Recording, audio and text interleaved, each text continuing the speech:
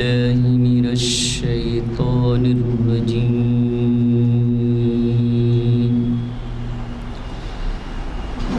بسم الله الرحمن الرحيم.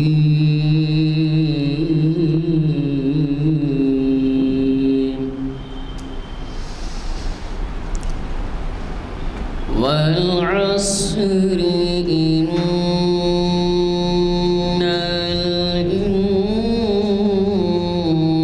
الإنسان لفي خسر إلا الذين آمنوا وعملوا الصالحات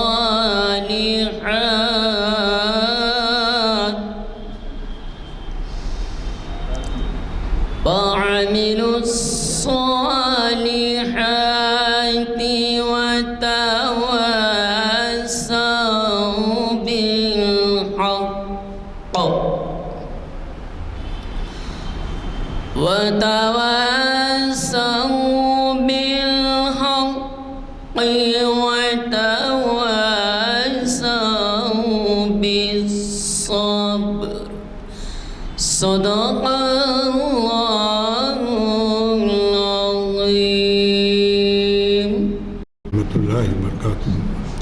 اعوذ باللہ من الشیطان الرجیم. بسم اللہ الرحمن الرحیم. محترم حضرات، آپ سب کو معلوم ہے کہ مسجد عالیہ کنفاؤنڈری 3 محافل ہوا کرتے ہیں. اسی سلسلے کے کڑی میں آج ہفتے کا دن تاریخ اسلام کا 873 لیکچر منعقد کیا جا رہا ہے، جس کو ہمارے مفتی عرفان قاسمی صاحب مخاطب کریں گے.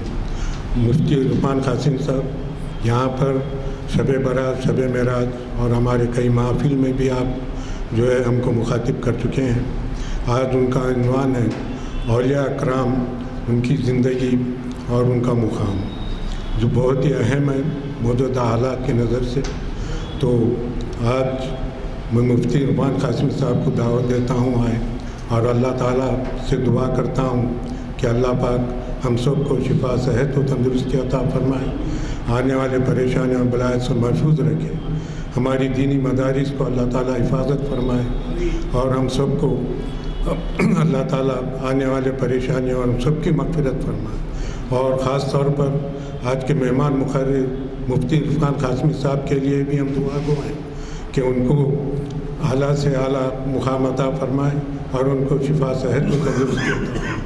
اسی طرح سے میں خاص طور پر ہمارے صدر جناب غلام یزدانی صاحب جو اس محافل کے رواں ہیں، ان کے لیے بھی اللہ پاک سے دعا ہے ہم سب کی کہ اللہ تعالیٰ ان کو شفا، صحت و تندرستی عطا فرمائے اور ان کا سایہ ہم پر ہر وقت قائم رکھے تاکہ ان کی ہم رہنمائی حاصل کر سکیں.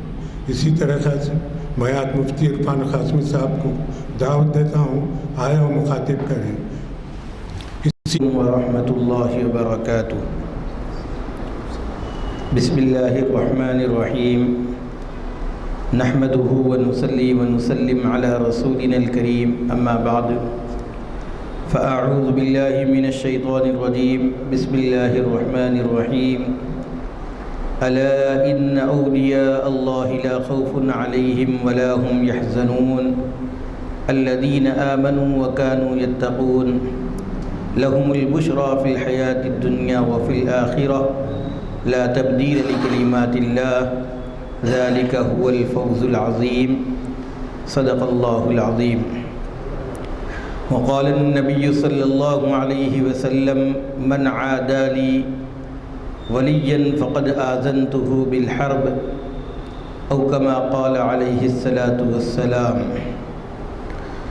تمنا درد دل کی ہو تو کر خدمت فقیروں کی، تمنا درد دل کی ہو تو کر خدمت فقیروں کی، نہیں ملتا یہ گوہر بادشاہوں کے خزینوں میں، نہ پوچھ ان خرقہ پوشوں کی ارادت ہو تو دیکھ ان کو، یہ دے بیضا لیے بیٹھے ہیں اپنے آستینوں میں۔ محترم گرامی قدر حاضرین کرام، و ناظرین عظام، اللہ رب العزت نے قرآن مجید کی حفاظت کی ذمہ داری اپنے اوپر لی ہے۔ نہ صرف قرآن مجید کی حفاظت کی ذمہ داری اللہ رب العزت نے اپنے اوپر لیے ہے، بلکہ قرآن مجید کی تفاسیر کی حفاظت کی ذمہ داری بھی اللہ رب العزت نے اپنے ذمے رکھی ہے۔ جناب رسول اللہ صلی اللہ علیہ وسلم جب آپ پر وحی کا نزول ہوتا تھا تو آپ صلی اللہ علیہ وسلم حضرت جبرائیل علیہ السلام جیسے جیسے پڑھتے جاتے تھے، آپ صلی اللہ علیہ وسلم زبان سے اس کو اعادہ کرتے تھے، اس کو دہراتے تھے، جس کی وجہ سے رسول اللہ صلی اللہ علیہ وسلم کو مشقت بھی ہوتی تھی، تکلیف بھی ہوتی تھی، لیکن کہیں کوئی آیت چھوٹ نہ جائے اس لیے فوراً آپ صلی اللہ علیہ وسلم پڑھنے لگتے تھے۔ اللہ رب العزت نے قرآن مجید میں منع فرمایا، ارشاد باری تعالی ہے لا تحرک بہ لسانک لتعجل بہ، کہ جلدی کرنے کے لیے اپنی زبان کو حرکت مت کیجیے۔ ان علینا جمعہ وقرآنہ، قرآن مجید کو جمع کرنا بھی اور اس کو پڑھانا بھی ہماری ذمہ داری ہے۔ ثم ان علینا بیانہ، اور ہمارے اوپر جو ذمہ داری ہے اس کی بیان یعنی اس کی تشریح بھی ہماری ذمہ داری۔ چنانچہ رسول اللہ صلی اللہ علیہ وسلم کے تربیت یافتہ حضرات صحابہ کرام نے نبی کریم صلی اللہ علیہ وسلم سے شریعت کو لیا، شریعت کو محفوظ رکھا، شریعت کی آبیاری کی اور شریعت کو دوسروں تک منتقل کیا، اس کی اشاعت کی ذمہ داری بخوبی نبھائی ہے۔ چنانچہ صحابہ کرام کے بعد تابعین، تابعین کے بعد تبع تابعین، اور اسی طریقے سے ہر زمانے میں اللہ رب العزت نے شریعت کی حفاظت کرنے والے، شریعت کے مطابق زندگی گزارنے والے اپنے سینکڑوں بندوں کو اللہ رب العزت نے پیدا کیا ہے، جن کے ذریعے سے نہ صرف یہ شریعت محفوظ رہی بلکہ شریعت کے اندر جن لوگوں نے مداخلت کرنی چاہی، شریعت کے احکامات کو بدلنا چاہا، تو ان لوگوں نے ان کا مقابلہ کیا، اور آج تک نہیں بلکہ قیامت تک یہ قرآن مجید، یہ احادیث مبارکہ، یہ شرعی احکامات محفوظ رہیں گے، اس لیے کہ اللہ رب العزت نے قرآن مجید میں انا نحن نزلنا الذکر وانا لہ لحافظون، ہم ہی نے قرآن مجید کو نازل کیا ہے، ذکر کو نازل کیا ہے، اور ہم ہی اس کی حفاظت کرنے والے ہیں۔ حضرت علی میاں ندوی رحمۃ اللہ علیہ نے اس آیت کے ضمن میں جو بات ارشاد فرمائی ہے وہ سب ہم سب کے لیے مزدہ ہے، ہم سب کے لیے خوشخبری ہے۔ حضرت نے فرمایا کہ اس کے اندر اللہ رب العزت نے بہت بڑی خوشخبری ہم مسلمانوں کو سنائی ہے۔ اللہ رب العزت نے جہاں قرآن مجید کی حفاظت کی ذمہ داری لی ہے، وہیں پر اللہ رب العزت نے ہم مسلمانوں کی حفاظت کی ذمہ داری لی ہے۔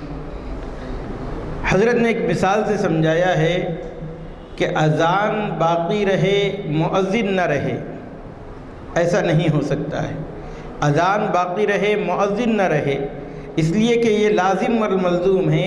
اسی طریقے سے قرآن مجید محفوظ رہے اور مسلمان نہ رہے، ایسا نہیں ہو، یہ دونوں بھی لازم ملزوم ہیں۔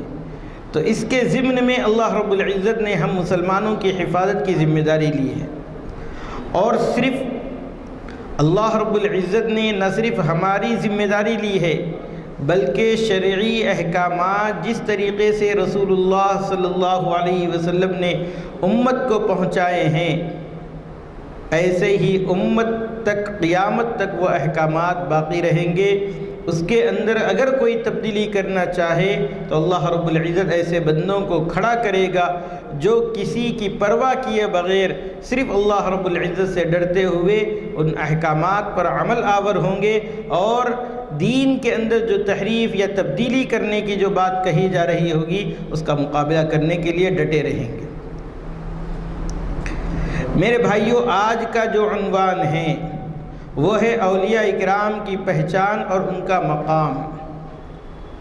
اولیاء اکرام کن کو کہا جاتا ہے؟ حضرت شاہ محمد کمال الرحمن صاحب دامت برکاتہم سے ایک مجلس کے اندر ایک شخص نے سوال کیا کہ حضرت اولیاء اللہ کو کیا کہیں؟ تو انہوں نے کہا کہ عجیب آدمی ہو، کہتے رہے ہو اولیاء اللہ، پھر سوال کر رہے ہو کہ ان کو کیا کہیں۔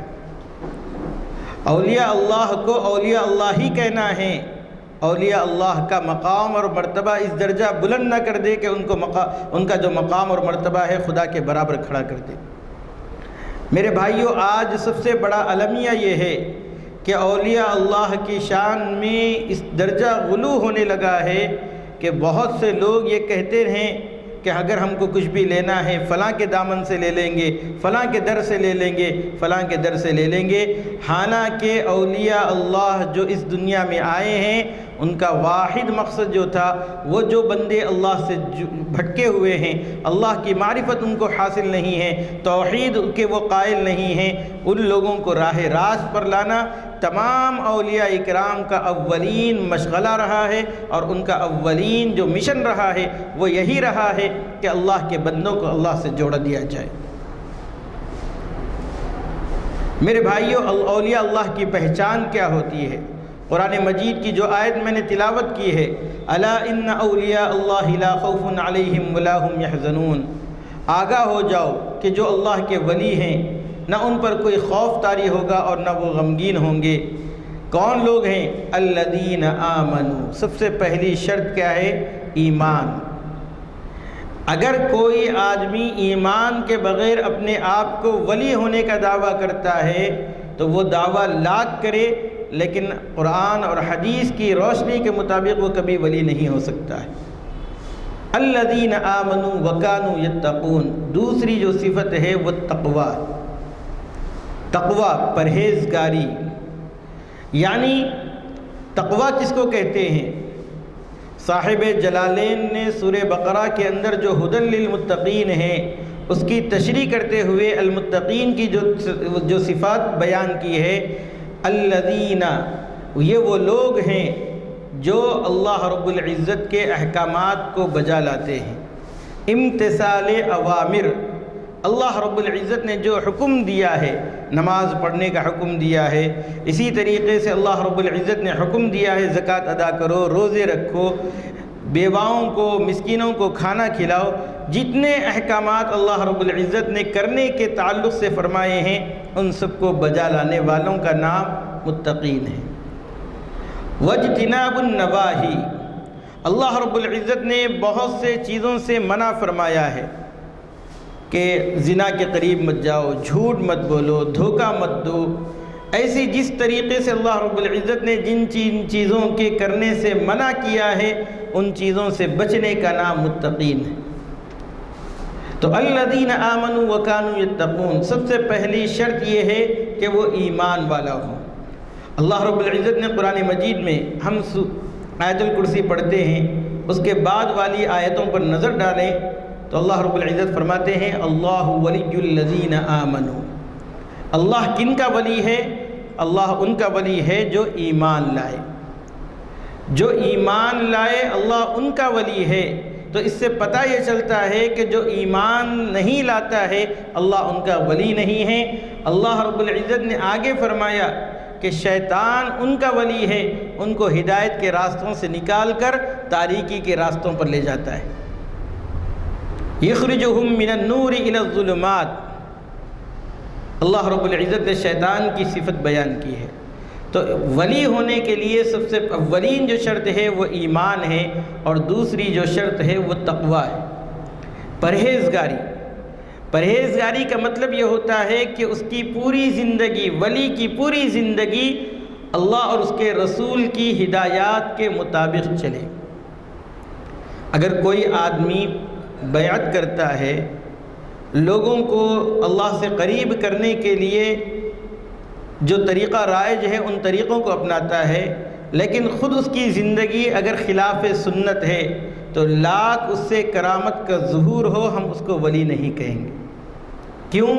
اس لیے کہ آج جو لوگ میجک کرتے ہیں، جن کے ہاتھ میں صفائی ہے، وہ لوگ بھی عوام کو دھوکہ دیتے ہیں اور لوگوں کے سامنے ایسے ایسے کرتب دکھاتے ہیں کہ لوگ ششدر رہ جاتے ہیں، حیران رہ جاتے ہیں کہ یہ آدمی ایسے کیسے کر سکتا ہے۔ اور بہت سے لوگ آپ ایسا بیٹھے ہوئے ہیں، یہاں بیٹھ کر آپ کیا سوچ رہے ہیں وہ بھی بتا دیں گے۔ آپ کو ایک اپنے اندر ایک بات سوچنے کے لیے کہیں گے کہ آج سے 3 مہینے پہلے آپ کہیں پر سفر کیے ہیں تو اس سفر کا تصور کیجئے، اور اس تاریخ کا تصور کیجئے، اور اس دن کا تصور کیجئے۔ جب وہ تصور میں ہوتا ہے تو ان کے پاس وہ ٹیکنیک ہوتی ہے، وہ صلاحیت ہوتی ہے جس کی وجہ سے وہ پہچان لیتا ہے کہ یہ فلاں جگہ پر گئے ہیں۔ یہ سب مہارت آج حاصل کر لی جا رہی ہے۔ تو میرے بھائیوں، ولی جو ہوتا ہے یہ اللہ رب العزت کی اور رسول اللہ صلی اللہ علیہ وسلم کی شریعت کو تھامے رکھتا ہے، اس کی خلاف ورزی نہیں کرتا ہے۔ الذین آمنوا وکانوا یتقون۔ اس کے علاوہ بعض صحابہ اکرام نے ولی کی پہچان جو بیان فرمائی ہے وہ یہ ہے کہ ولی وہ ہے جس کو دیکھ کر خدا یاد آ جائے۔ ولی وہ ہے جس کو دیکھ کر خدا یاد آ جائے۔ یہ کب ہوتا ہے؟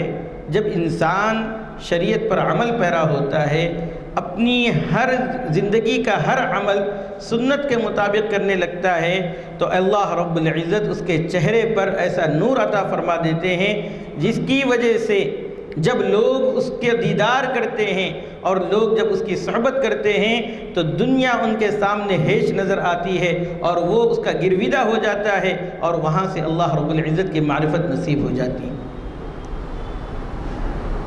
تو میرے بھائیوں، چوتھی جو صفت ہے اولیاء اللہ کی وہ یہ ہے کہ کسی ملامت کرنے والے کی ملامت کی پرواہ نہیں کرتے۔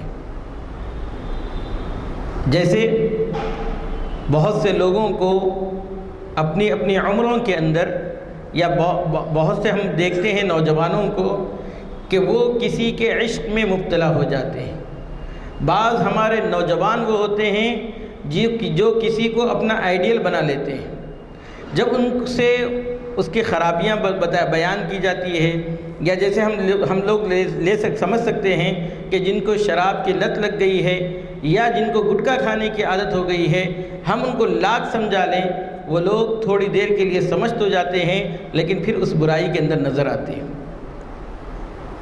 یعنی اب ان کو ملامت اور نصیحت ان کو اس کام سے باز نہیں آنے دیتی ہے۔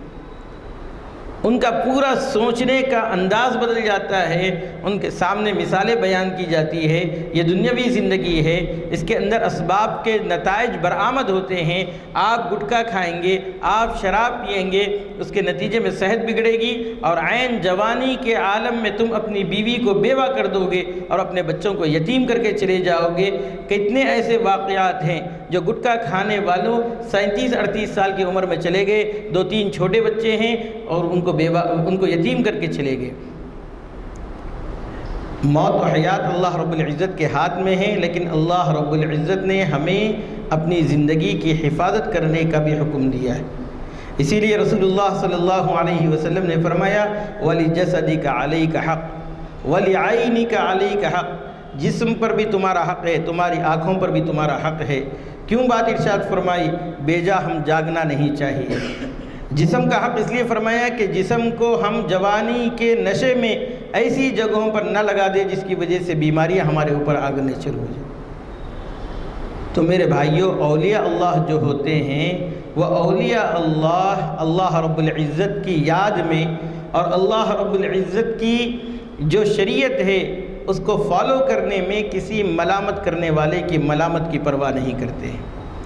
حضرت امام احمد بن حنبل رحمہم اللہ یہ ان 4 فقہاء کرام میں سے ہیں جن کی فقاہت کو، جن کی اللہ رب العزت نے ان کو جو مسائل انہوں نے جمع کیا ہے، امت کو ان کے متبع بنایا ہے۔ اس لیے 4 مسالک مشہور ہیں: فقہ حنفی، فقہ مالکی، فقہ شافعی اور فقہ حنبلی۔ تو امام احمد بن حنبل رحمۃ اللہ علیہ، ان کے زمانے میں بادشاہ جو تھا وہ معتزلہ کا ذہن کا تھا۔ اس نے جو ہے قرآن مجید کو کلام اللہ ہونے سے وہ منکر ہو گیا اور قرآن مجید کو اللہ کی مخلوق کہنے لگا۔ حضرت امام احمد بن حنبل رحمۃ اللہ علیہ اس کے مقابلے میں ڈٹ گئے۔ روایات میں آتا ہے کہ اس نے اتنی سخت سزائیں حضرت امام احمد بن حنبل رحمہ اللہ کو دی ہے کہ لوگ لکھتے ہیں کہ اگر حضرت امام احمد بن حنبل رحمہ اللہ پر جو کوڑے برسائے جاتے، اس زمانے کے طاقتور ہاتھی کے اوپر بھی وہ کوڑے برسائے جاتے تو وہ بھی دم توڑ دیتا، لیکن انہوں نے اپنے اقوال سے، اپنے نظریات سے انہوں نے کبھی رجوع نہیں کیا۔ جب بادشاہ کا انتقال ہونے لگا تو اس نے بیٹے سے یہ وصیت کی کہ امام احمد بن حنبل رحمۃ اللہ علیہ کے زبان سے ایک مرتبہ قرآن مجید کو مخلوق ہونے کا نکال دو، بس میرا دل ٹھنڈا ہو جائے گا، اور اس کے بعد اس کا انتقال ہو گیا۔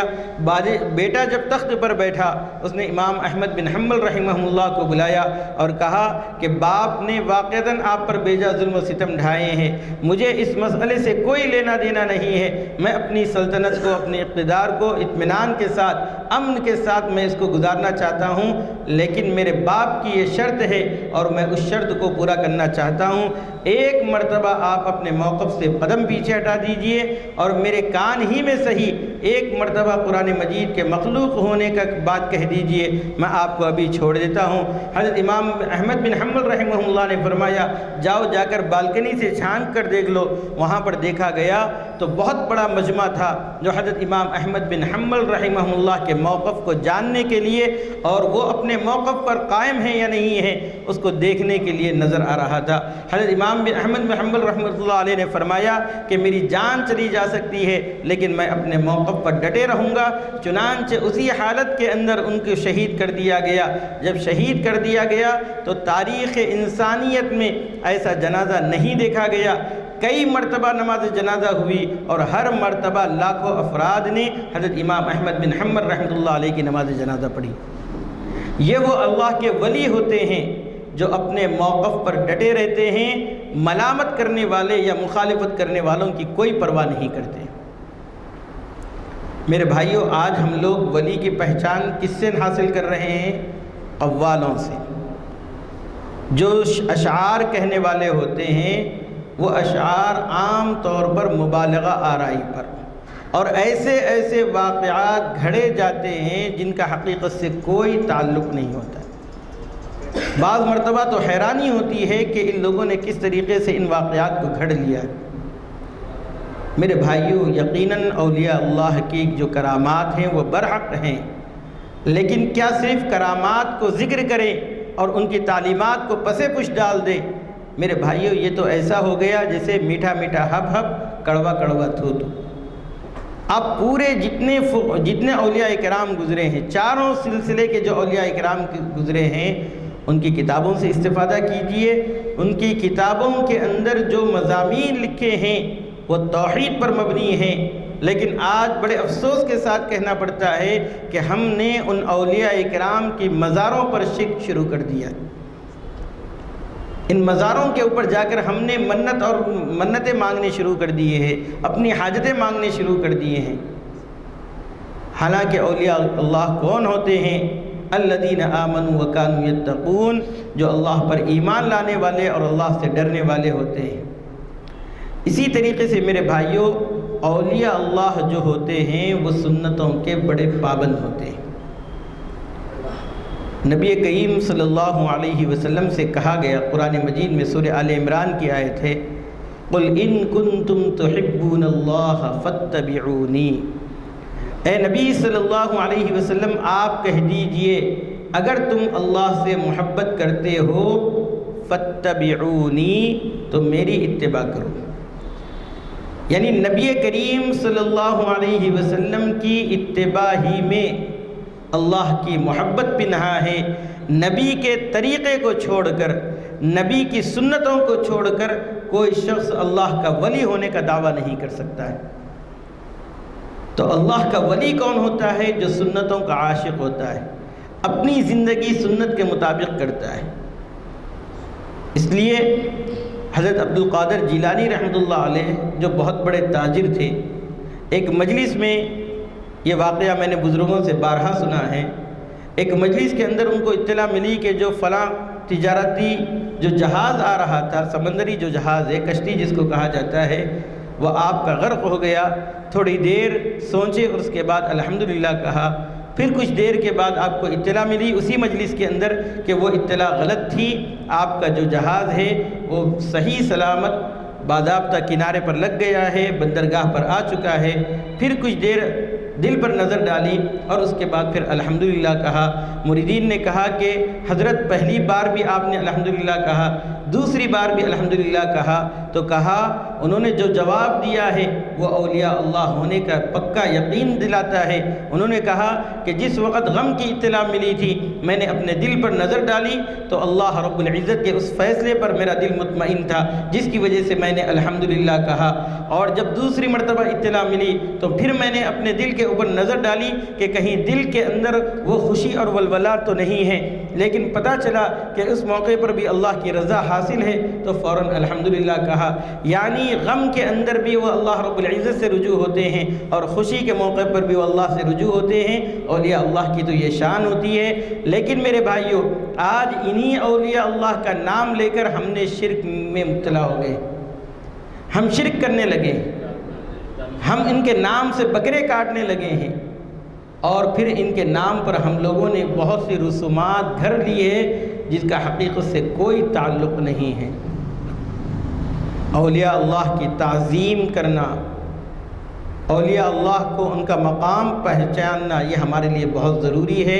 اولیاء اللہ کی پہچان تو میں نے کروا دی ہے، ان کا مقام اور مرتبہ کیا ہے قرآن مجید نے آگے بیان فرمایا، لَهُمُ الْبُشْرَى فِي الْحَيَاةِ الدُّنْيَا وَفِي الْآخِرَةِ، کہ اولیاء اکرام کے لیے اللہ رب العزت فرماتے ہیں دنیاوی زندگی بھی خوشخبری ہے اور آخرت والی زندگی بھی خوشخبری ہے، اس لیے کہ دونوں جگہوں پر اللہ رب العزت کی رضا جوئی ان کو حاصل ہوتی ہے۔ تو دونوں جگہوں پر اللہ رب العزت کی رضا جوئی ان کو حاصل ہوتی ہے۔ اللہ رب العزت کی رضا مل جانا، اللہ رب العزت کی رضا کا پروانہ مل جانا، میرے بھائیوں یہ تو دنیا کے اندر بھی خوشخبری والا عمل ہے اور آخرت میں بھی خوشخبری والا عمل ہے۔ اس لیے اللہ رب العزت کی رضا یہ سب سے بڑا انسان کے لیے سعادت ہوتا ہے، تو اللہ کی رضا ان کو ملتی ہے۔ لَهُمُ الْبُشْرَى فِي الْحَيَاةِ الدُّنْيَا وَفِي الْآخِرَةِ لَا تَبْدِيلَ لِكَلِمَاتِ اللَّهِ، اللہ کے جو کلمات ہیں اس کو کبھی بدلا ہوا تم نہیں پاؤ گے۔ ذَلِكَ هُوَ الْفَوْزُ الْعَظِيمُ، خود اللہ رب العزت فرماتے ہیں یہ بہت بڑی کامیابی ہے۔ کہیں اللہ رب العزت نے فرمایا نحن اولیاؤکم فی الحیات الدنیا وفی الآخرہ، فرشتے یہ کہتے ہیں کہ ہم دنیاوی زندگی میں بھی اور آخرت میں بھی تمہارے دوست ہیں۔ ان الذين قالوا ربنا الله ثم استقاموا تتنزل عليهم الملائكة الا تخافوا ولا تحزنوا وابشروا بالجنة التي كنتم توعدون نحن اولياؤكم في الحياة الدنيا وفي الآخرة ولكم فيها ما تشتهي انفسكم ولكم فيها ما تدعون نزلا من غفور رحيم۔ اس میں بھی اللہ رب العزت نے ان اولیاء اکرام کی جو صفت بیان کی ہے، ان الذین قالوا ربنا اللہ، بے شک وہ لوگ جو کہتے ہیں کہ ہمارا رب اللہ ہے، ثم استقاموا، پھر اس کے بعد اس پر استقامت یعنی اس پر جمے رہتے ہیں، استقامت کا مظاہرہ کرتے ہیں، تو اللہ رب العزت فرما رہے ہیں ثم استقاموا تتنزل علیہم الملائکہ، فرشتے ان کے اوپر نازل ہوتے ہیں، کیا کہتے ہوئے؟ اللہ تخافوا، غم مت کرو، ولا تحزنوا، ڈرو مت اور غم مت کرو۔ کیوں؟ اللہ تخافوا ولا تحزنوا وابشروا بالجنة التي كنتم توعدون، اور اس جنت کی تمہیں خوشخبری دی جاتی ہے جس کا تم سے وعدہ کیا گیا۔ نحن اولیاؤکم فی الحیات الدنیا وفی الآخرہ، اس دنیاوی زندگی کے اندر بھی ہم تمہارے دوست ہیں اور آخرت میں بھی دوست ہیں۔ وَلَكُمْ فِيهَا مَا تَشْتَهِي أَنفُسُكُمْ، اور تمہارے لیے جو تم چاہتے ہیں اللہ رب العزت نے وہ سب چیزیں تمہارے لیے تیار کر رکھی ہیں۔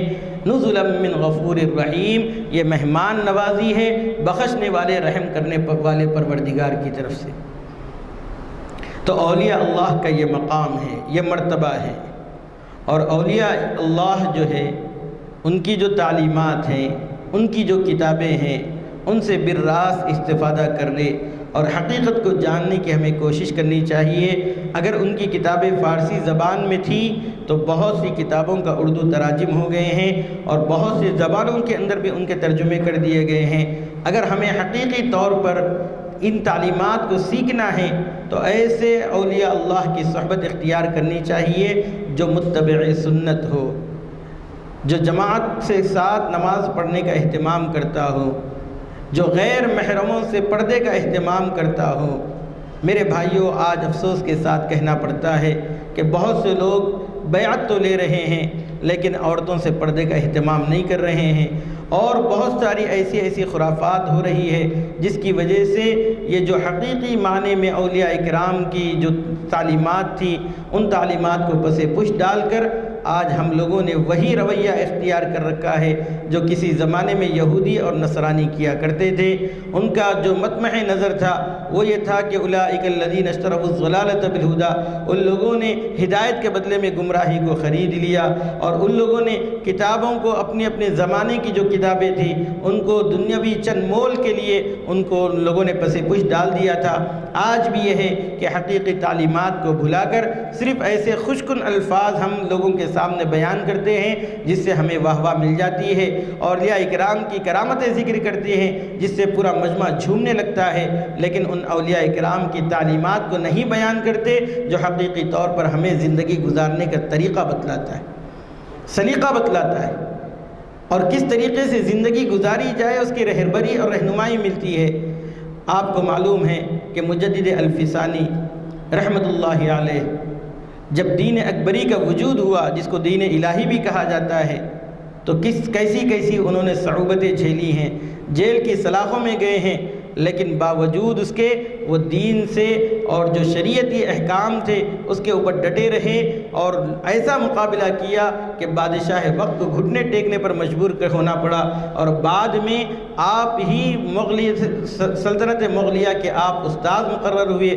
چنانچہ آپ کے واسطے سے حضرت اورنگزیب رحمۃ اللہ علیہ کی وہ تربیت ہوئی، جس کے نتیجے میں حضرت اورنگزیب رحمۃ اللہ علیہ نے اپنی حیات کے اندر فقہ حنفی پر وہ کام کیا ہے جو آج فتوے کی جو کتاب ہے جس کو ہم فتاوی عالمگیری کہتے ہیں، آج بھی علماء کرام ان کتابوں سے استفادہ کرتے ہیں، ورنہ دین اکبری کا وجود ہو چکا تھا، وہ تو لوگوں کو مجبور کر رہا تھا دین اکبری کو قبول کرنے کے لیے، لیکن ایک مرد مجاہد نے پوری دنیا بدل دی اور ڈٹ گئے، اور اللہ کے دین کو محفوظ رکھنے کے لیے اللہ رب العزت نے ان سے کام لے لیا۔ آج کون ہے جو شیخ احمد سرہندی رحمۃ اللہ علیہ کو نہیں جانتا ہے؟ اولیاء اللہ تو یہ مقام اور مرتبہ رکھتے ہیں، اور انہوں نے اپنے دین کی حفاظت کے لیے جو قربانیاں دی ہیں، میرے بھائیوں یقیناً یہ دین ان کے مرہون منت ہے کہ جس کی وجہ سے آج ہم مسلمان نظر آ رہے ہیں۔ لیکن میرے بھائیوں، میں آخر میں یہی کہتا ہوں کہ آپ ان کی کتابوں سے بالراس مطالعہ کیجئے، یہ قوالیوں سے نہیں اور یہ گانے والوں سے نہیں، اور اسی طریقے سے جو صرف کراماتوں کا ذکر کر کے آپ کے سامنے اولیاء کرام کی عظمت تو بیان کرتے ہیں لیکن ہمیں عمل کے لیے کچھ بھی نہیں کہتے۔ حقیقی معنی میں ہمیں جنت کب ملتی ہے؟ قرآن مجید کی آیات بے شمار ہیں جس میں ایمان کے ساتھ عمل صالح کا تذکرہ کیا گیا، اور اسی کے بعد کہا گیا کہ عمل صالح کرو گے تو جنت میں جاؤ گے۔ نبی کریم صلی اللہ علیہ وسلم نے حضرت فاطمہ الزہرا رضی اللہ تعالیٰ عنہ کو فرمایا کہ تمہاری صرف رسول اللہ کی بیٹی ہونے کی نسبت جنت میں نہیں لے جائے گی، بلکہ تمہارے لیے ضروری ہوگا کہ تم نیک عمل کریں۔ اسی لیے آپ صلی اللہ علیہ وسلم نے ایک موقع پر فرمایا فاطمہ بنت محمد بھی چوری کرتی تو اس کے بھی ہاتھ کاٹے جاتے۔ یہ نسبتیں ہمیں بچاتی نہیں ہیں، نسبتوں سے فائدہ ضرور ہوتا ہے، لیکن یہ نسبتیں ہمیں جنت میں لے جانے کے لیے کافی نہیں ہوتی ہیں، عمل صالح کرنا پڑتا ہے۔